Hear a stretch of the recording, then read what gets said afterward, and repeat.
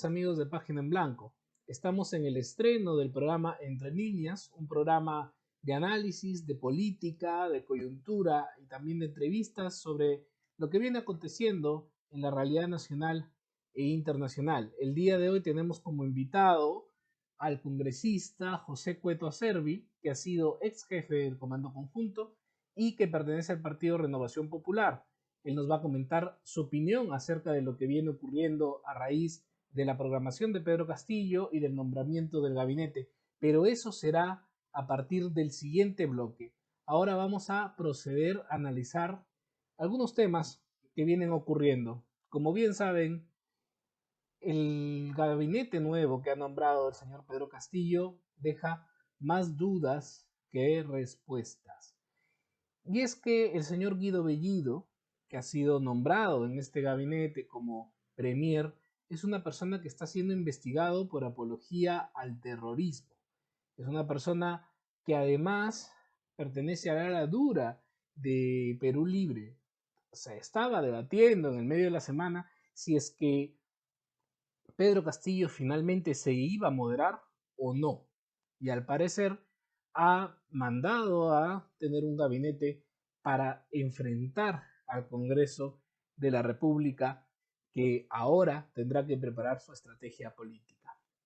No solo eso, es un gabinete que no tiene experiencia política en absoluto y que hay personas que por primera vez están ejerciendo un cargo político como ministro, ¿no? Como es el caso, por ejemplo, del señor Héctor Béjar, un exguerrillero formado en Cuba, eh, digamos, intelectual de izquierdas, que ha sido profesor de la Universidad Católica, pero que nada tiene que ver con, por ejemplo, relaciones internacionales. ¿Qué puede saber el señor de Cancillería? ¿Qué puede saber el señor de relaciones diplomáticas? Me parece que poco o nada. Y lo mismo ocurre con otros nombres de otros ministerios de personas que no están preparadas. Y es por eso que se ha venido escuchando en estos días voces que ven como una alternativa la vacancia. Así, por ejemplo, tenemos el caso de Adriana Tudela.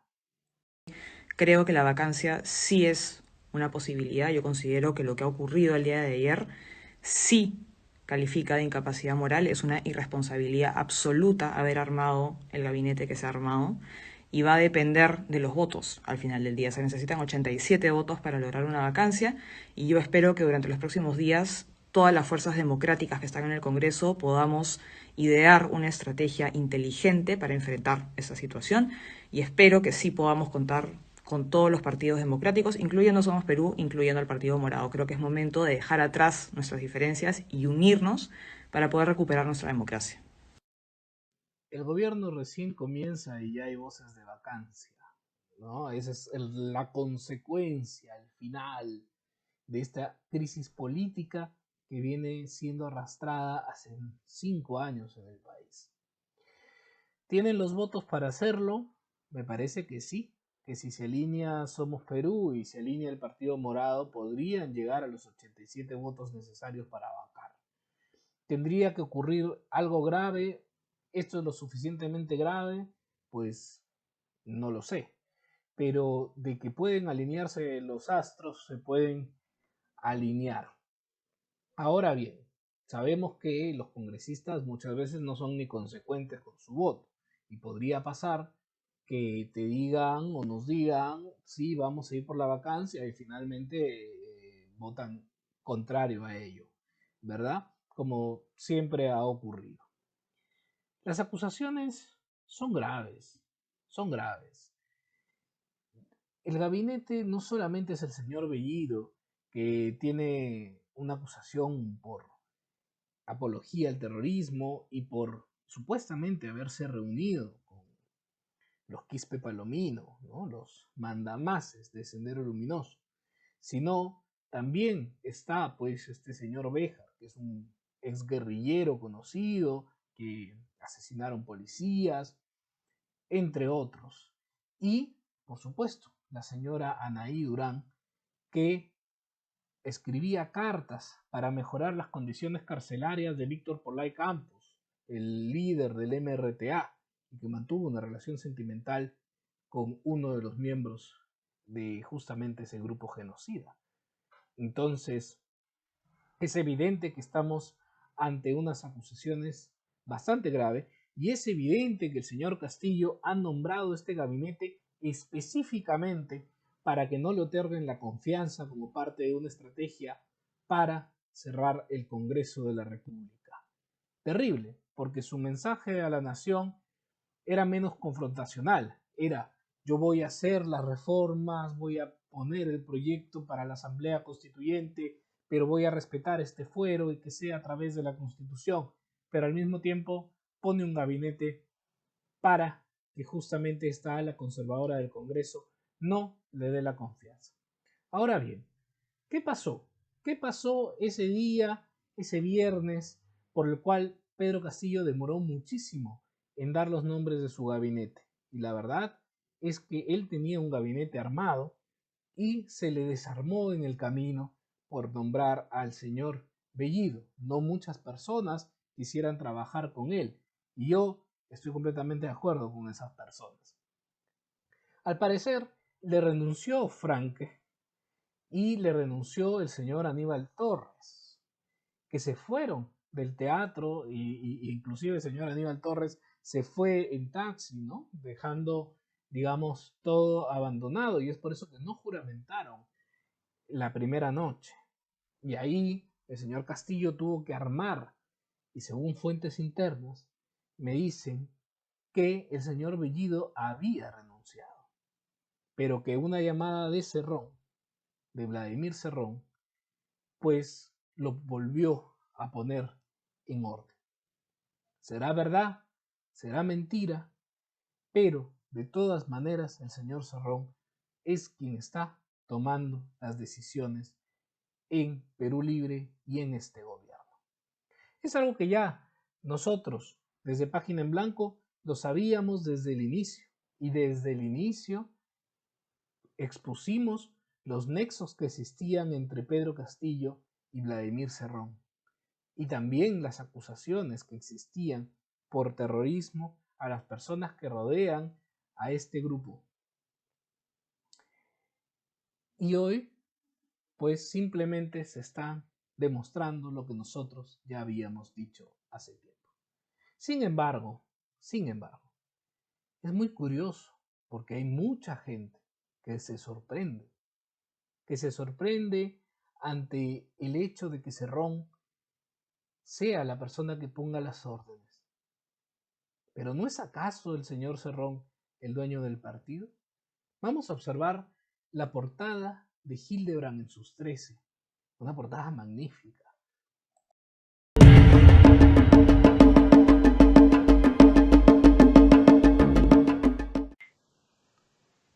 Qué primicia, ¿no? Qué sorpresa. Señor Hildebrand, ¿está seguro que usted no sospechaba que Cerrón mandaba? ¿Que no lo supo hace un mes, hace 2 meses, en la primera vuelta? Usted que ha escrito sobre Perú Libre en su momento. Usted que además tiene columnistas de izquierda en su semanario y que conoce muy bien la ideología de Perú Libre. Usted además que tiene muy buenos informantes. Usted que es director del semanario donde ha escrito el señor Pedro Franque. Y me va a decir que es una sorpresa, que no sabía que el señor Cerrón mandaba. Porque esta portada es del viernes pasado. Nosotros sí sabíamos. Lo dijimos y lo publicamos en su momento a través de distintos reportajes e informes. Que el señor Cerrón mandaba. Y que además el señor Cerrón tenía vínculos a través de otras personas dentro de Perú Libre con Sendero Luminoso y con el MRTA. Lo hemos publicado también en editoriales y en distintos reportes que hemos hecho. La mitad del Perú sabía. Muchas personas sabían. Yo no entiendo cuál es la sorpresa, no entiendo cuál es la primicia. Cerrón manda en ese partido, manda desde el inicio, creó el partido, ha financiado el partido y es el principal acreedor del señor Pedro Castillo. Y él es el que ha definido el gabinete. Y él es el que ha aceptado finalmente que puedan haber personas más o menos moderadas como el señor Frank. Y así como esta portada, hay muchísimos periodistas que están indignadísimos y que están sorprendidísimos de que Cerrón mande, que no pueden comprender y que algunos de ellos incluso apoyaron abiertamente al señor Castillo, como el señor Lúcar. ¿Y acaso no era una posibilidad de casi un 80% que el señor Cerrón mandaba en ese partido? ¿Acaso deslindaron en algún momento de manera fuerte con el señor Cerrón? Lo único que dijeron es él es el líder del partido y no lo verán de portero. Bueno, es un portero con llaves, ¿no? Es un portero que maneja la entrada y la salida del partido y la plata. Así hay un montón de TikTokers, de YouTubers que se están escandalizando y que incluso han llegado a pedir vacancia para el señor Pedro Castillo. El señor Pedro Castillo está allí por algo. El señor Pedro Castillo está allí y con Cerrón atrás. Y todo el mundo sabía. Y quienes no sabían son porque se hacen los necios, ¿verdad? Hasta para indignarse hay que tener decencia. En fin, vamos a analizar otra situación más. Habían opciones malas, muy malas, pésimas, terribles, ni pensarlo, hay que estar loco para siquiera considerarlo, y más abajo estaba Guido Bellido Ugarte. No da la talla, tiene un problema gravísimo para estar a la altura del cargo y le queda corto. Y que de alguna manera o de muchas maneras se comporta como el portero del edificio de Cerrón. Todo marchaba relativamente bien hasta que todo empezó a marchar bastante, pero bastante mal. Fue como si de pronto alguien arañara la pizarra. Todo empezó a chirriar y desde entonces pues no ha parado la cuesta abajo. En plena ceremonia, el presidente Castillo juramentó a Guido Bellido como jefe del Consejo de Ministros. El señor Bellido es congresista, actual congresista de Perú Libre por Cusco, y actualmente afronta una investigación por apología del terrorismo. El gabinete terminó de ser armado al día siguiente porque se les había ido la gente, ¿no? Y después de ello, juramentó el señor Frank y el señor Aníbal Torres. El señor Aníbal Torres, que había dicho que la asesoría al señor Castillo había terminado, ¿no? Lo dijo para exitoso. Y el señor Frank, que ha terminado siendo como el salvador de la democracia y de la estabilidad económica, pero que tiene algunos pensamientos bien raros, ¿verdad? Así como el que vamos a ver a continuación. La ONP te paga unas pensiones muy bajas. Entonces, honestamente, a la mayoría de los trabajadores nos ponen a escoger entre dos opciones malas, ¿no? La opción de la AFP, que a mí no me gusta, y la opción de la ONP, que honestamente te paga. ¿Que le gusta menos? Claro, por supuesto, te paga unas pensiones ridículamente bajas. Te lo digo con toda franqueza. Entonces, ¿están reconociendo que la alternativa estatal es mala? No. Digamos, usted mismo ha decidido. No, por supuesto, reconozco que la... Usted ha dicho, no, la ONP no, porque me pagan. Por supuesto. Y créeme que hay mucha gente que sí también lo ve. Es curioso. El señor Franke critica a la AFP y quiere que desaparezca la AFP. Y quiere un sistema unificado, como lo ha dicho el señor Castillo en su discurso. Pero se queja de la ONP y no ha recibido su sueldo en la ONP. La ONP es un desastre y el Estado tiene que hacer algo para reformar y cambiar el sistema de la ONP. Pero para eso no necesita tocar a la AFP. No tienen por qué quitarle los fondos a la gente que tiene ahí guardado su dinero. O van a hacer el robo que han hecho en Argentina. Ese es el plan. Porque de allí a quitarle a la gente los ahorros de sus cuentas bancarias es un solo paso. ¿El señor Franque también va a meter su dinero en ese fondo solidario? Ay, ay, ay. Ahí los quiero ver. Ahora bien, este es un presidente extraño. Es un presidente que tiene complejo de avestruz, porque mete la cabeza y se esconde. Nadie sabe dónde está, nadie sabe lo que hace, nadie sabe dónde despacha, nadie sabe a quién visita o quién lo visita. Vamos a hacer un análisis de algunas cuestiones de su discurso. Cuestiones buenas, hay cuestiones buenas, por supuesto. El hecho de que se mencionaran a los pueblos originarios, tantas veces olvidados en el Perú. Ha mencionado exclusivamente el nombre de algunos cuantos. Eso está muy bien. Es cierto que el señor Castillo es una persona que no pertenece a ningún tipo de esfera política y es una persona que ha venido desde el llano y que ha logrado ganar la elección. Es cierto, eso también es cierto. Es cierto que en el Perú existen reivindicaciones que se tienen que dar. Es cierto, hay muchos problemas en el Perú respecto a muchos grupos sociales que no han sido reivindicados a lo largo del tiempo. Es cierto que existen muchas brechas sociales que se tienen que cumplir, que se tienen que cerrar. Es cierto, también, es verdad. Hay brechas sociales que se han ampliado a raíz de la pandemia del COVID-19. Por supuesto que sí. Y por supuesto que estamos en un país con mucha pobreza todavía.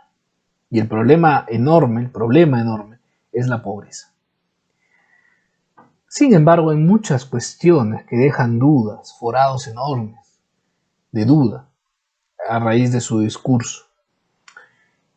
Es cierto que se necesita una reivindicación social, pero esa reivindicación social puede ser divisoria, con odio, o puede ser integracionista, peruanista, que busque un lugar común para todos. Y lo que se ha escuchado en el discurso presidencial es una reivindicación con odio. A nosotros nos quitaron, a nosotros nos explotaron, a nosotros nos mataron, a nosotros nos robaron. Y eso daña a la población. Distinto es una integración que busque un lugar común para todos los peruanos y que busque finalmente no rechazar nuestras raíces hispánicas, nuestras raíces incaicas, nuestras raíces indígenas, sino que busque al revés aceptarlas, integrarlas y convertirlas en algo productivo para el mundo. Porque el Perú compite con todos los países del mundo, no solamente en materia económica, sino también en materia cultural e influencia internacional. O por lo menos esa debería ser la aspiración, ¿verdad? Mencionó de que fueron los españoles quienes impusieron el sistema de castas. Impreciso, inculto. Es cierto que los españoles tenían un sistema de castas, pero los incas también. Los incas tenían cerca de 8 castas, donde estaban las panacas arriba y abajo estaba el llano, donde estaban los orejones por un lado, donde estaban los sacerdotes por otro lado, o los curanderos o los curacas, donde estaban las autoridades regionales por un lado, que no se podían mezclar las unas y las otras. Éramos ya, antes de los españoles, un lugar con castas. Por lo tanto, me parece completamente ahistórico culpar a las personas del pasado por hacer las cosas que se hacían en el pasado. Otra cuestión llena de odio y completamente falso que va a dejar de utilizar Palacio de Gobierno por ser un símbolo colonial. Este señor no se ha enterado, o no le han contado, o no se ha informado, que este palacio fue remodelado por el señor Benavides en el siglo XX. Fue reconstruido porque el palacio anterior se quemó. Y el anterior, a su vez, fue una reconstrucción de lo primero, de la casa de Pizarro. Es decir, que el palacio que tenemos ahora no es un palacio colonial, en lo más mínimo. Es un símbolo republicano. Es un símbolo de nuestra república. Y ahí hay que tener mucho cuidado. Porque la democracia se sustenta en los símbolos de la república. Y si se cambian los símbolos de la república, los símbolos republicanos, para sustituirlos por otros, pues estaremos destruyendo la democracia. Es cierto que Palacio de Gobierno en cualquier momento puede quedar anticuado y se va a necesitar alguna otra sede de gobierno más moderna, con mayor facilidad. Pero será por necesidad, no porque sea un símbolo colonial. Y además resulta gracioso porque esto le permite al señor Castillo, el señor presidente, despachar de donde le dé la gana. Ha despachado desde el centro de convenciones, ha despachado desde el Teatro Nacional, mañana posiblemente podrá despachar desde el Mercado Central o desde Tacorita o desde el Metropolitano o desde la Costa Verde. ¿Quién controla las entradas y las salidas de las personas que visitan al señor Castillo? En el Palacio de Gobierno hay un control, por ley, de quién visita Palacio. ¿Y esto por qué? Eso es para controlar la corrupción. De esa manera se descubrió las visitas del señor Vizcarra, del señor Richard Swing, al señor Vizcarra. ¿Con quién se reúne el señor Castillo? ¿No será que el señor Castillo se reúne con alguien que no quiere que la prensa sepa quién es? Y por eso ha decidido no utilizar Palacio de Gobierno para gobernar, a pesar de que es un símbolo de la República. Imagínense que de pronto, mañana más tarde, cualquier loco decide, presidente, ¿saben qué? No me da la gana respetar la tradición, no me da la gana respetar el símbolo, mañana voy a cambiar el escudo nacional. Como lo hizo Hugo Chávez, ¿verdad? Que cambió el caballo de un lado para el otro solamente porque le dio la gana. O como lo hizo Mussolini en Italia, que puso su escudo en la bandera. O como lo hizo Hitler en Alemania, que cambió la bandera de Weimar y puso la esvástica. ¿Verdad? Lo que le da la gana. Hay que tener mucho cuidado con este tipo de mensajes que puede dar, más aún si es el presidente de la República, ¿verdad? Y hay que seguir como prensa con quién se está reuniendo el señor Castillo, que no quiere que nos enteremos. Y ahora, sin más, nos vamos a la entrevista con el congresista José Cueto Acerbi.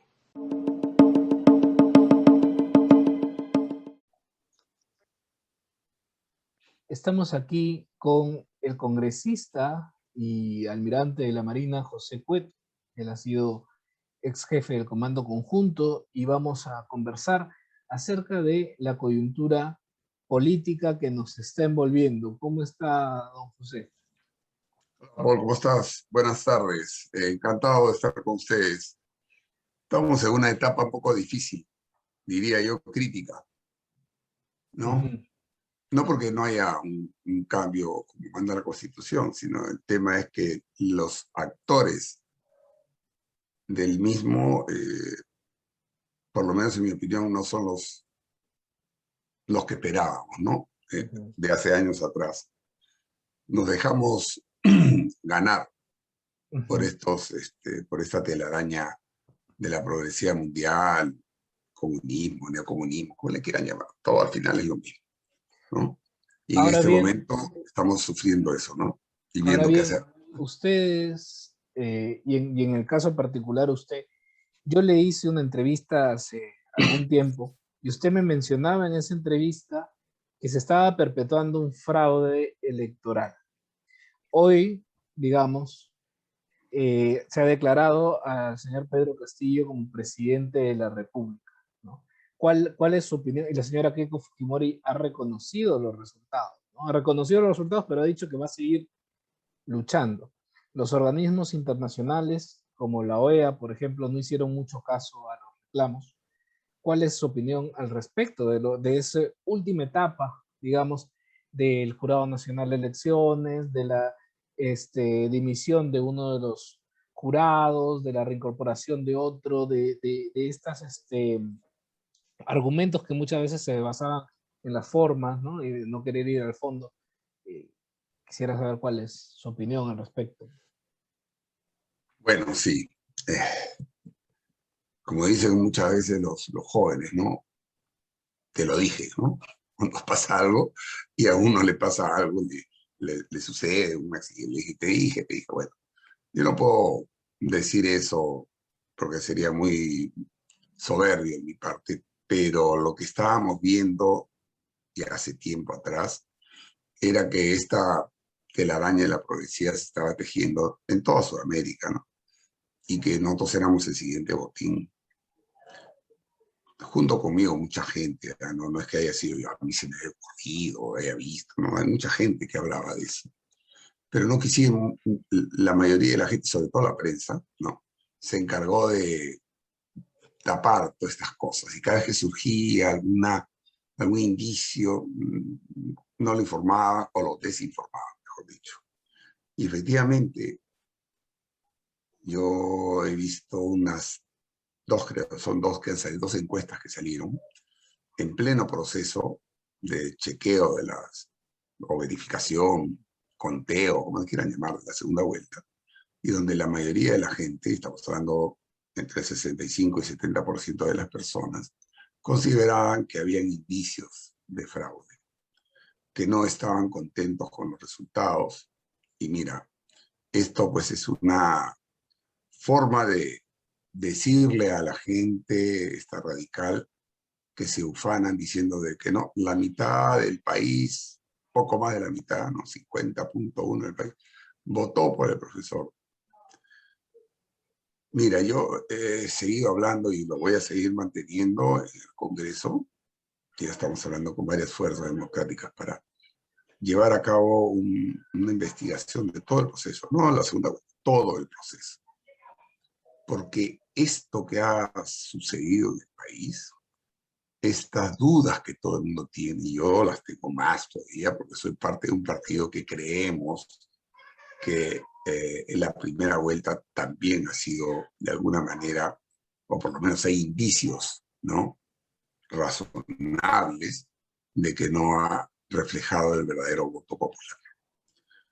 Rafael López Aliaga ha presentado, no uno, muchísimas pruebas que, como él mismo lo ha dicho, originarían, pues, ¿no? Que un jurado electoral la tome, las denuncian, a las denuncias y haga una investigación y en todo caso pues, pueda determinar si realmente hubo o no hubo, existieron o no existieron estas irregularidades y que ameritarían, no sé, pues, si hay que hacer una nueva elección o que hubiera. Pero bueno, al final, como todo lo que ha pasado alrededor de este Jurado Nacional de Elecciones, ha quedado de lado. Pero ojo, nosotros no lo vamos a dejar de lado. Nosotros vamos a investigar todo esto. Entonces, volviendo a tu pregunta, efectivamente, desgraciadamente, tanto la primera y sobre todo la segunda vuelta, que este jurado no ha querido para nada hacer caso a los justos reclamos, creo yo, del otro lado de la vereda, que pedían y exigían, ¿no?, que se pueda verificar un número significativo de actas donde habían indicios de un supuesto o un probable fraude, ¿no? Donde habían niños como presidentes de mesa o miembros de mesa, donde había una cantidad de personas aparentemente que ya habían fallecido, y no solamente estamos hablando del gran número de fallecidos por el COVID, que efectivamente ellos dicen que cerraban el padrón un año antes y que ese año han muerto pues, 180.000 personas, creo, más, y no pudieron sacarlas, pero después empezaron a detectar por las personas familiares de mucha gente que había fallecido hace 2, 3, 5, 10 años, y aparecían ahí, y encima sin multas, sin nada, o sea, eran muertos que habían pagado sus multas, o de repente actas donde habían una variedad de personas que estaban firmando las mismas actas de diferentes mesas. Y para no hablar de la cantidad de actas donde aparentemente también existían firmas que no correspondían a los DNI, ¿no? Firmas falsas, o de repente que habían sido suplantadas, cosas que se podían de alguna manera corroborar con el mismo padrón, amén de una serie de actas que, digo maravilla, la mayoría perjudicaban a un lado de la contienda, donde sumaban mal, entonces decían, ah, no, acá dice que solamente habían 20, pero han votado 100, entonces mejor ya esos 20 son justo los de un lado, ya esos más se reconocen, entonces todo han sido mentiras. Cuando tú ves el acta original y puedes determinar si efectivamente eran 20 o eran realmente pues 100 o 200, pero no querían hacer absolutamente nada. Ahora, ¿y Ya, cuál ha sido el papel de la OEA en esto? Porque, claro, usted terrible. menciona que ha habido tantas pruebas, hubo una delegación que fue y no los recibieron, ¿no? No quisieron Mira, escucharlo. yo he trabajado en la OEA y te voy a dar mi opinión muy personal. Yo siempre acá hablo a título personal, a pesar de que por dar mis ideas pues, me mete en juicio. Pero bueno, eso pues ya son indicadores que están cada vez preocupándonos a todos, porque ya si un medio de comunicación o personas cualquiera que pueden expresar sus ideas diciendo que no están de acuerdo, que no nos parece, y encima te zampan, ¿no?, una denuncia, bueno, ya estamos camino a una Venezuela, a una Cuba. Pero mira, yo he trabajado año y medio en la OEA, casi 2 años ahí, y he visto cómo se maneja internamente, y sobre todo tú ves las tendencias y afiliaciones de muchos de estos personajes. Llama la atención, y yo siempre he dicho esto, ¿no?, que todos estos organismos que les llaman supranacionales, que no tendrían por qué tener ningún tipo de injerencia directa sobre los países, más allá de repente formar una coalición de amigos, ¿no?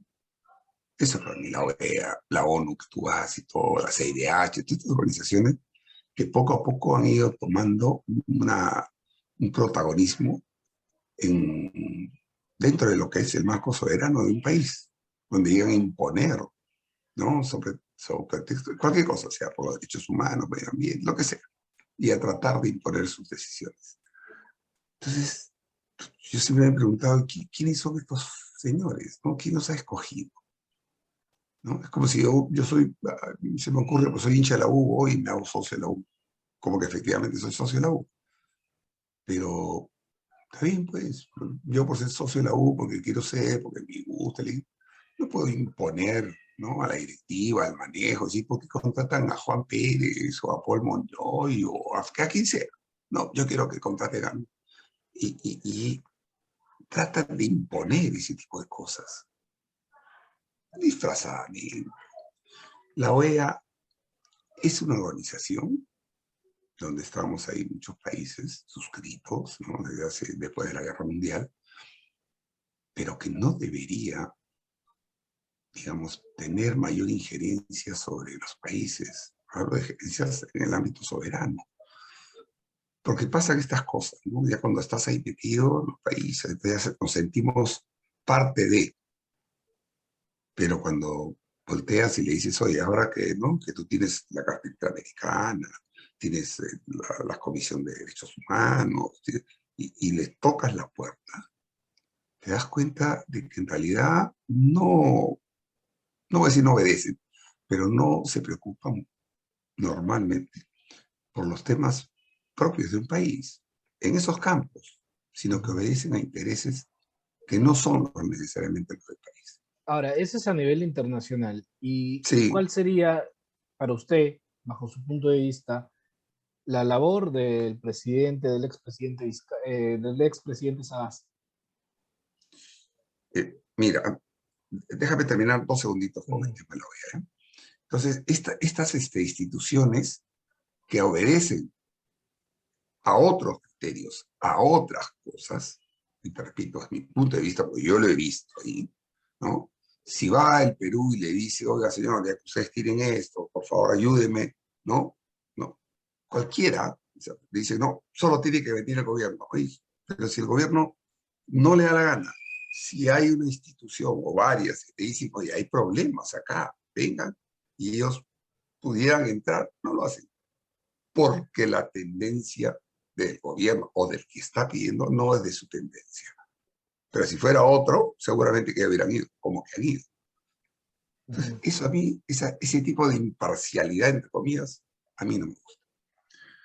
Ahora bien, el señor Vizcarra, para mí el peor de los presidentes que ha tenido el país, peor de todos, es, si no el gran culpable, es el gran protagonista de todo lo que está pasando y lo que está sucediendo en el país. Él se encargó, primero, con todos sus problemas de corrupción que venía arrastrando y que están siendo investigados y que vamos a ver si realmente llega a algún puerto, ¿no? En todas estas investigaciones, porque él se encargaba pues, de ir durante su gobierno, ¿no? Ir cambiando la CNN, cambió hasta la Constitución, hizo su referéndum, ¿no? Cambió varias cosas, fue cambiando todo, preparando, ¿no? Preparando el terreno de esto, de lo que ha pasado, de este probable. Y yo te voy a dar mi teoría muy personal. Yo he estado hablando todo lo que ha pasado en los últimos, desde que entró ese año. Pues no solamente el tema que hay, yo he visto un informe del fiscal Enco sobre el tema de las pruebas rápidas, las compras, que hubo la COIME, que estuvo metido él, que hacía la ministra de Economía. Ahora se sabe que la ministra pues terminó y ya está trabajando en Suiza, ganando un montón de dinero. O sea, todo eso se tiene que investigar. Por supuesto que vamos a pedir que se investigue. Pero este señor se encargó no solamente de ir cambiando y tocando, preparando todo el terreno, hizo su globo de ensayo. Esa es mi teoría. Yo la tengo en la cabeza y ojalá que la lleguemos a descubrir. Si tú ves lo que pasó en la primera vuelta, donde muchísima gente, nuestro partido también, cree que ahí hubo manipulación para que no llegue Rafael, que estaba, ya desde abajo había venido y estaba punteando en las encuestas. Y de repente, oh maravilla, terminó la primera vuelta y ¡pum!, apareció el señor Castillo, que no aparecía en ninguna encuesta. Y de repente, oh maravilla, la señora Keiko, que estaba en cuarto puesto, por ahí, ¡plum!, llegó a segundo. ¿No? Oh maravilla. La señora o el partido que tiene un antivoto pues, criminal, que también ha sido trabajado durante estos últimos 20 años por todas estas organizaciones caviares y progresivas, que se han encargado de que, no, con justa o injusta razón, pero llegando ahí para que con el antivoto y todo siempre le ganan. Hoy día, y ahora no ha sido la excepción. Y de repente aparece. Nosotros hemos presentado nuestras quejas, nuestras denuncias. Por supuesto que al jurado no le va a hacer caso. Nada. Nos van a responder de repente a casa de Dios cuándo. Y después pasa lo que ha sucedido en la segunda vuelta, exactamente igual, con problemas, con irregularidades, con actas, en fin, y nadie quiere, y puso pues al señor Salas Arenas, que es un ya demostrado, ¿no?, defensor de terroristas, que se hizo de la vista gorda, permitiendo que postule el señor Vizcarra, el señor Castillo, la señora Boluarte, con todas las cosas que han demostrado. Nadie dijo nada. Mi teoría es que este señor Vizcarra, con un grupo, es mi teoría, no tengo forma de demostrarla, pero ya viendo todo esto, le digo, yo creo que su primer globo de ensayo de hacer lo que se tenía que hacer después fue justamente cuando disolvió inconstitucionalmente el Congreso y llamó a elecciones. Y pensó él que tenía ya armado un Congreso a su medida, que fue el Congreso que primero lo vacó y después lo inhabilitó. Algo bueno ha hecho este Congreso que ya salió, ¿no? Pero Ahora, hizo su globo ¿sabes qué? Hizo su globo de ensayo con el FREPAP. El FREPAP igual para el Congreso que ya acabó. No tenía igual las encuestas, nada. 1%, ¿no? Y de repente, ¡plop!, aparecieron ahí 15 y 16 congresistas. Nadie se puso a preguntar, ¿cómo así? Yo creo que ese fue su globo de ensayo. Es mi teoría. ahora, eso es la opinión, digamos, personal de usted. Sí, ¿Y qué pasa con el señor Francisco Sagasti como presidente de la República, que no es, o que no era en teoría el partido de Vizcarra, ¿no? mira, yo te acabo de hablar del Congreso que acaba de salir. Que si bien creo que algunas cosas hizo, creo que lo mejor que hizo fue vacarlo a este señor Vizcarra y después inhabilitarlo. Para mí actuaron cobardemente, rehusaron su fuero cuando vacaron al presidente, bien vacado, al señor Sagasti, bien vacado. Y vino un grupito, un poco de la prensa, ¿no? Cuando salieron asusados por los caviares, la prensa misma, y algunos, entre ellos el señor Sagasti, Guzmán, todos los de que salieran a decir que había sido un golpe. ¿De dónde? No sé. Recién ahora están reconociendo que nunca hubo un golpe, ¿no? Porque ahora están asustados con lo que está pasando en el país. Y movieron a un grupo de jóvenes, obviamente infiltraron a muchos de estos agitadores profesionales hasta que consiguieron a sus dos muertos para sacarlo al señor Sagasti, al señor Merino. Y acá una crítica personal, ¿no? Al señor Merino le faltó fuerza para él seguir a cargo e imponer la autoridad que debe poner cualquier gobierno. Pero principalmente después, ya cuando por decisión personal él y muchos de sus ministros empezaron a huir cobardemente, como digo, el Congreso fue más cobarde todavía. Porque le dijeron, no, ustedes como han votado por la vacancia y son 107, 108, no sé cuántos eran. No, ustedes no pueden elegir la mesa directiva. Perdón. O sea, ahí les faltó ponerse en su sitio. Porque si ellos están convencidos, como que siempre lo dicen, que hicieron bien, que vacaron, entonces con más razón no debieron rehuir de su responsabilidad y nombrar un consejo directivo, una mesa directiva que hubiera evitado que este señor Sagasti continuara la labor, la terrible labor del señor Vizcarra, ¿no? Y nos dejaron a cargo de gobierno al señor Sagasti, los moraditos, que no eran nadie en el Congreso, pero eran los menos votados. Y peor, en el Congreso, a los del Frente Amplio, a los rojos, que se encargaron, obviamente, de sacar las leyes que querían sacar, populistas, y algunas lo sacaron, y hacer lo que les diera la gana. En manos de los dos grupos políticos menos votados, porque eran los dos menos votados, dejamos ellos, y acá es directo con ellos, a estos congresistas, que sobre pretexto de no sé qué, ¿no? Porque hablaron, no, que la prensa, la calle, la gente. Así no se maneja. No es una autocracia. No es una autocracia. Ellos debieron poner su lista e imponer a un presidente que la mayoría del Congreso votara, no 17 de 130. Ahí está el resultado, pues. Ahí está el resultado. Vayamos, continuemos con los temas y sobre el Congreso. Usted ha mencionado el Congreso pasado, ahora tenemos un nuevo Congreso de la República, un Congreso bastante fragmentado, y Sí, se requiere que exista, para poder hacer contrapeso al gobierno de Pedro Castillo y hacer una oposición medianamente responsable, se requiere de una coalición, digamos, de partidos para poder hacer esta fiscalización que es necesaria. Ahora correcto. bien, en el caso de su partido, el señor Montoya hizo una lista que fue exclusiva de su partido. Ajá. ¿Eso fue inteligente bajo su punto de vista o no se requería una lista de consenso? Porque finalmente ganó la otra. Si bien se inhabilitó la lista de Perú Libre, terminó ganando la lista de Acción Mm, Popular, ¿no? Y uno podría creer que un partido de Renovación Popular hubiera ido de repente ellos a la cabeza y atrás el fujimorismo y algún otro partido que pudiera darle respaldo a la... Y esto ha generado alguna controversia también dentro de su partido, ¿verdad? Bueno, la cosa es de que efectivamente durante varios meses el vocero, que era este Montoya y cabecilista, estuvo trabajando. Yo no he estado en esas negociaciones para buscar consensos entre las fuerzas democráticas.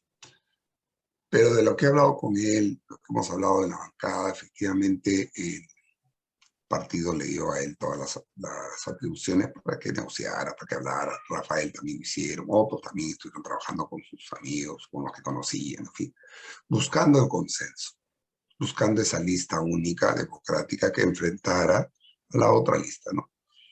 Bueno, sin saber que la otra lista iba a meter la pata de una forma, digamos, por ignorancia, ¿no?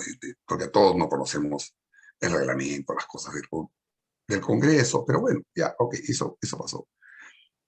Lo cierto es que se estuvo trabajando durante muchas semanas en conseguir esa lista de consenso. Y acá, yo por lo menos, me estoy llevando pues una serie de decepciones, de comprobaciones de excepciones, para hacerlo más claro, ¿no? Porque siempre también he pensado que en la política hay muchas cosas que se manejan no francamente, no directamente, y no te hablo de lealtad, porque yo vengo de una institución donde, y como en el Gabinete Montoya, donde hemos trabajado pues 40 años o más, donde, por ejemplo, la palabra se respeta, uno confía en la gente con la cual uno trabaja,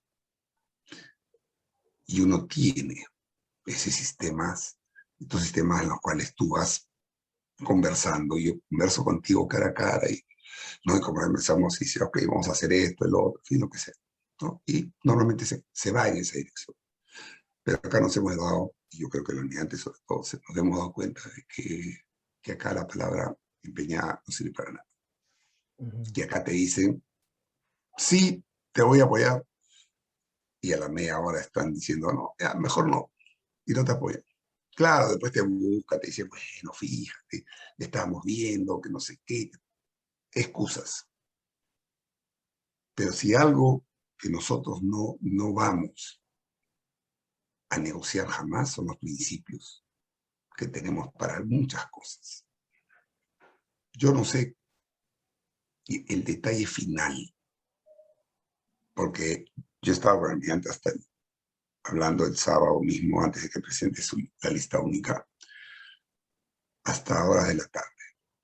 Y él estaba esperando una respuesta de confirmación de otros partidos para elaborar la lista consensuada y presentarla en la noche.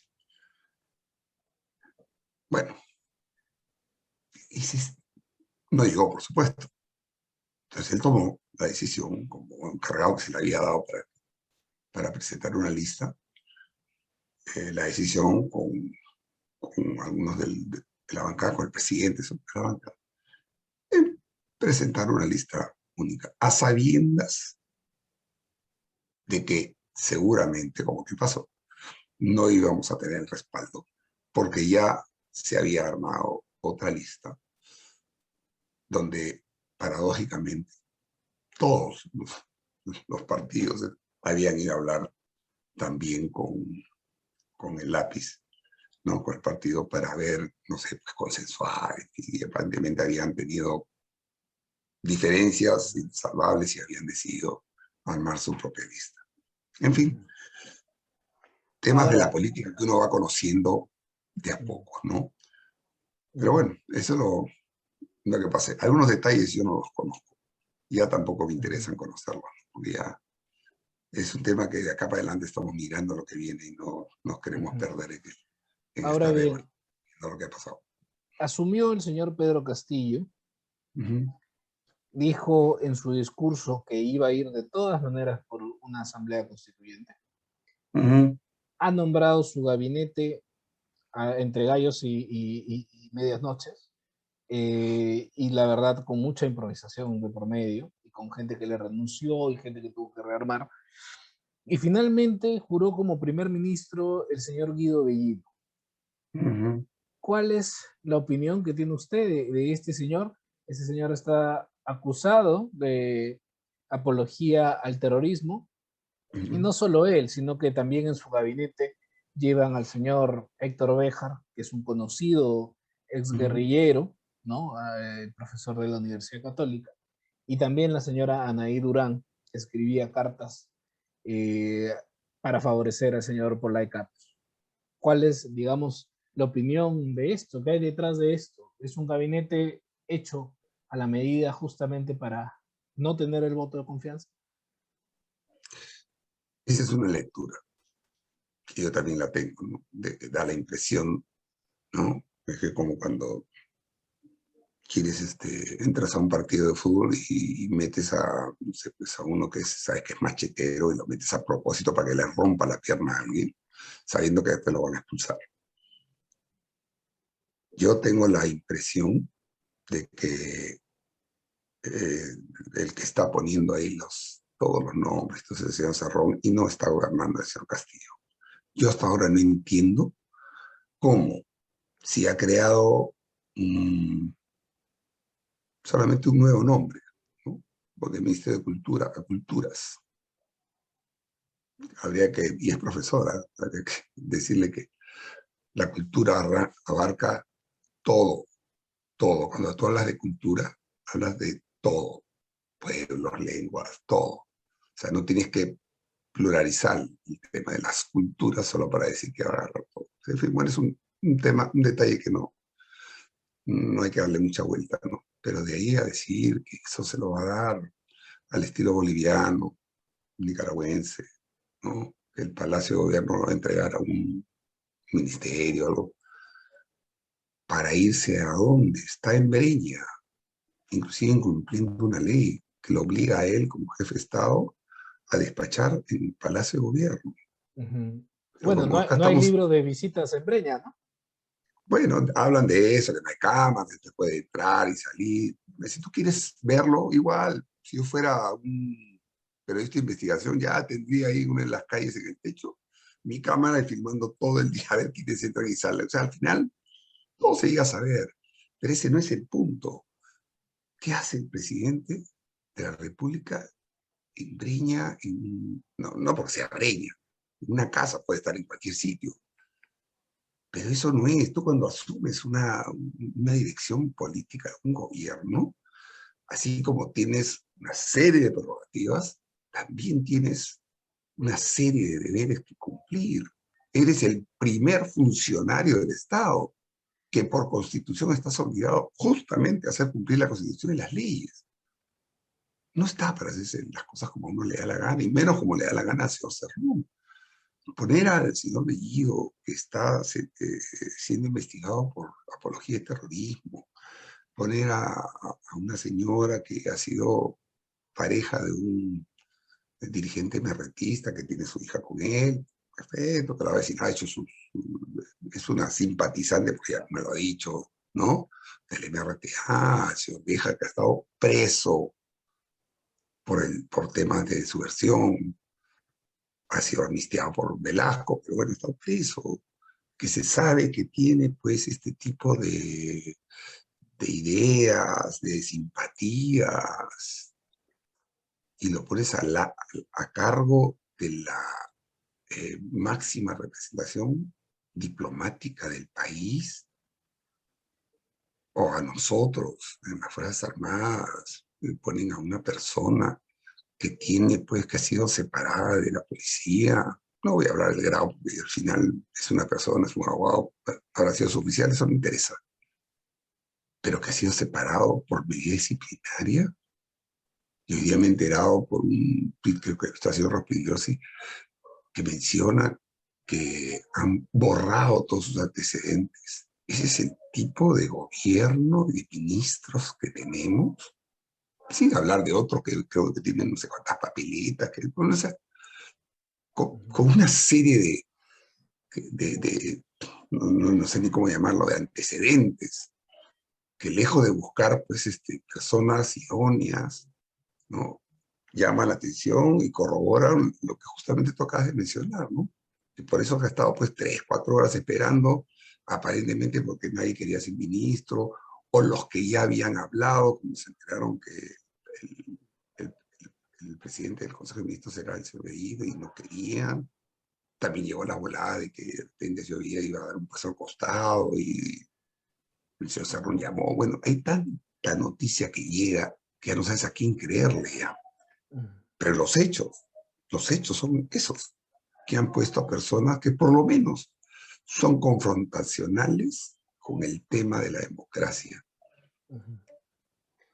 Contra el Congreso, mira, yo no creo, porque el Congreso finalmente evaluará lo que presente, las cosas, y veremos, pues.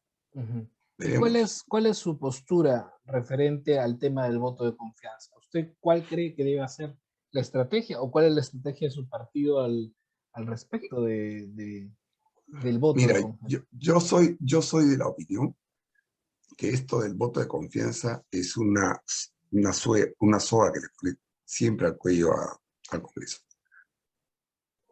Yo soy de la opinión que esa figura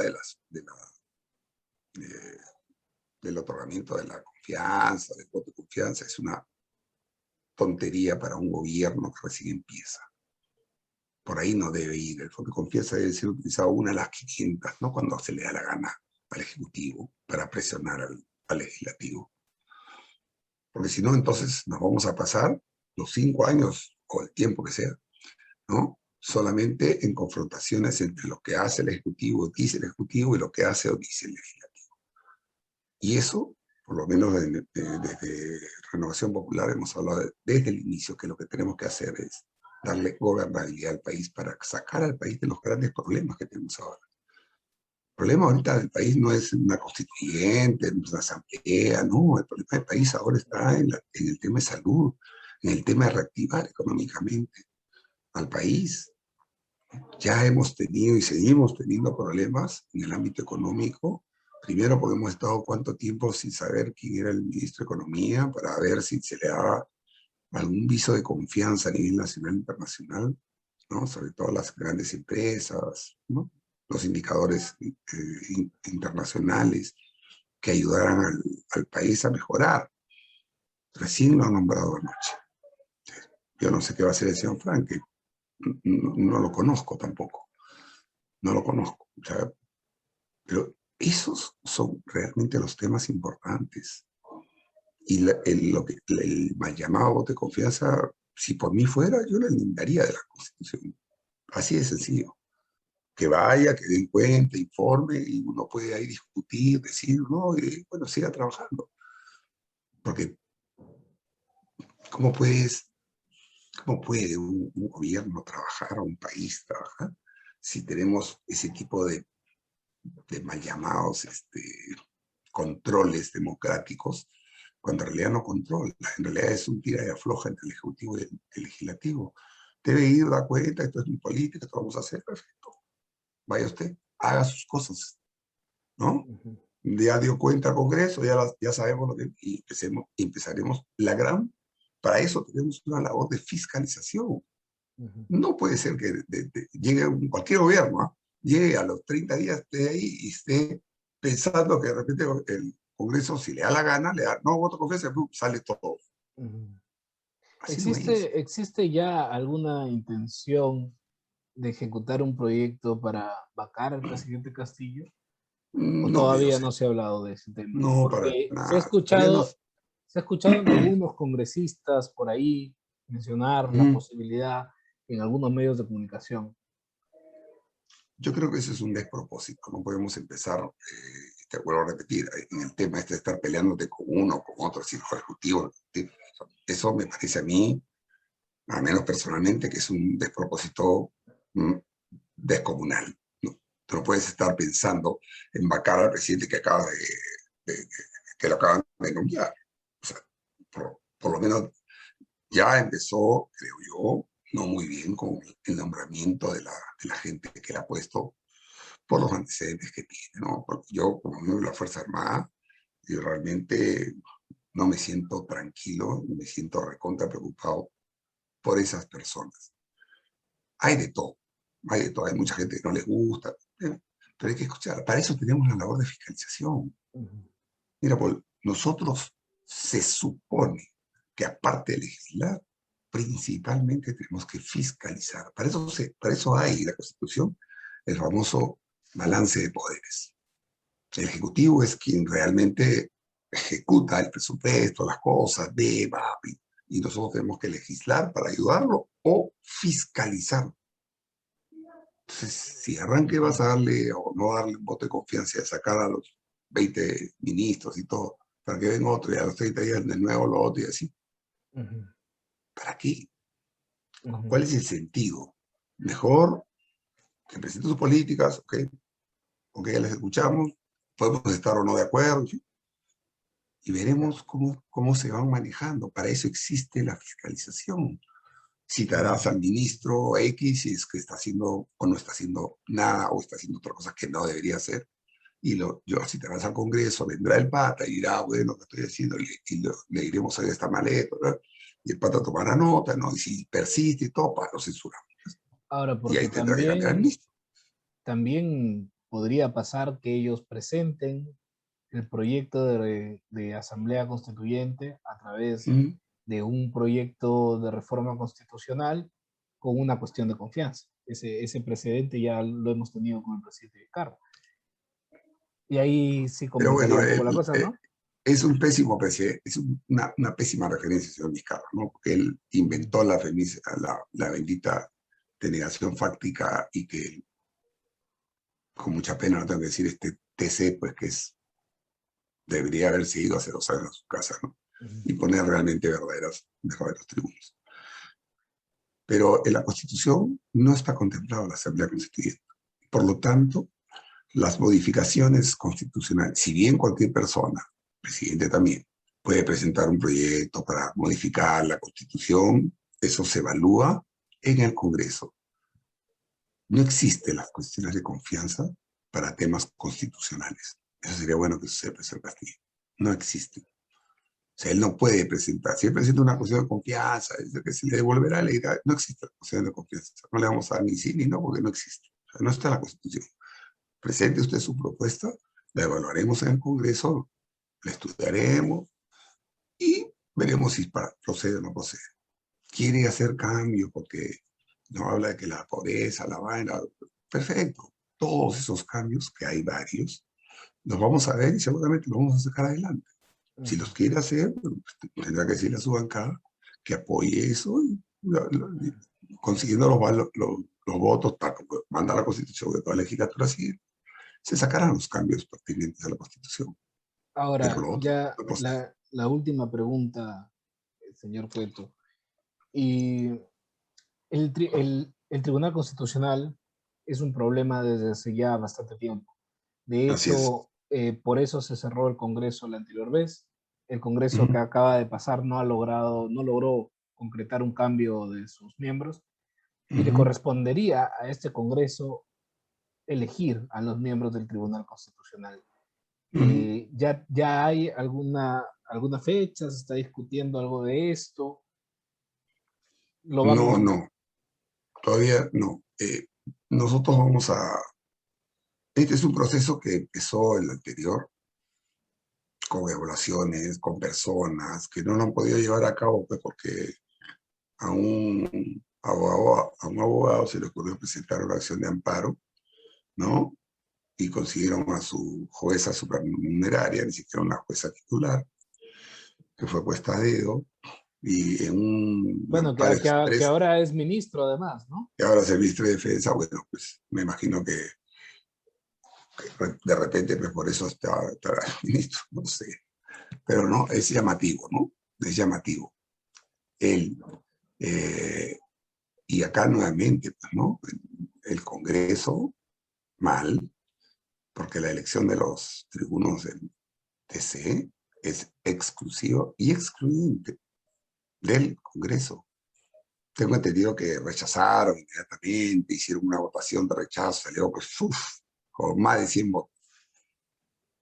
Pero a la hora de votar, y acaba mi ensayo, mi prueba de ensayo, ¿no? Justamente un partido dijo, no, hay que hacer caso, el único. Y se quedaron con 80, 81 votos, que le faltaron 5 o 6 votos para hacer ese y otros cambios. Listo, Esa almirante. es la parte que a mí no me gusta de la política. No hay coherencia. De su nueva Puedes profesión. estar, sí, bueno, no es mi profesión, yo voy a ser marido toda la vida, ¿no? Estoy temporalmente acá nomás.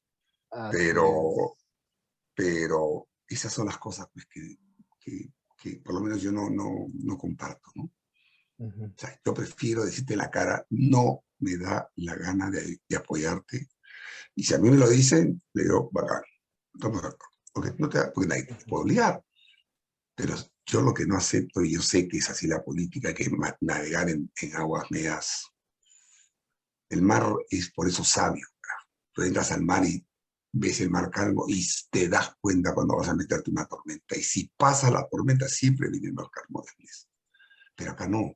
Acá entras y te dicen sí, y a la media hora te dicen no, y de repente al poco tiempo ya te metieron una puñalada. Para mí eso no es política. La buena política no es así. Por eso que está el país como está, pues. Por eso hemos tenido todos los problemas que hemos tenido por nuestros dirigentes, nuestros políticos, que solo han visto como cubrirse ellos. No solamente el tema económico, cuotas de poder, ¿no? Yo quiero tener esto, el otro, el resto no me interesa. Y el resto es el Perú. Ese es el problema. Por eso es que la gente, mucha de la gente que ha votado por una opción radical, es porque ya está harta, como muchos creo yo, de la política tradicional. Que te dicen todo muy bonito, ¿no? Como el típico, que va con los jóvenes, regala, ¿no? Lentejas, sus paques, sus cosas, que le he visto ahora también, ¿no? Solo para eso. Consigo el voto, nunca más regresa.